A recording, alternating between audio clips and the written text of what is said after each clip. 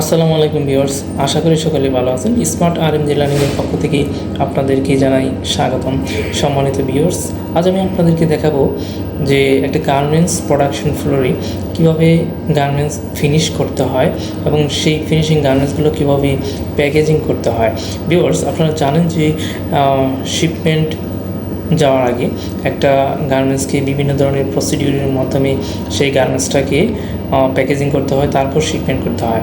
Viewers, আজ আমি আপনাদেরকে প্র্যাকটিক্যালি দেখাবো কীভাবে একটি গার্মেন্টস অর্ডার হওয়ার পর সেটা আপনার প্রোডাকশন হওয়ার পর কীভাবে প্যাকেজিং করতে হয় এবং কার্টনিং করতে হয়। আমি সেই পার্টটা আমি আপনাদের সামনে সংক্ষেপে তুলে ধরার চেষ্টা করতেছি। আমাদের ফিনিশিং সেকশনটা, যেই সেকশনে মূলত পলি করা হয় এবং পলি স্টিকার লাগানো হয়, হ্যাংটেগ সহ যত ধরনের আপনার ট্যাগ আছে এবং ফিনিশিং আইটেম আছে, সেই বিষয়গুলো একটা গার্মেন্টসে সুন্দরভাবে লাগানোর পর কীভাবে সেই গার্মেন্টসটাকে প্যাকেজিং করতে হয়, অর্থাৎ কার্টন করতে হয়, সেই পার্টটা আমি আপনার সামনে তুলে ধরার চেষ্টা করব।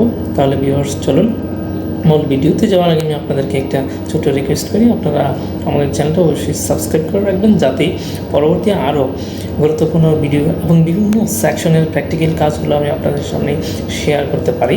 ভিউয়ার্স, তাহলে চলুন আমরা আমাদের মূল ভিডিওতে চলে যাই।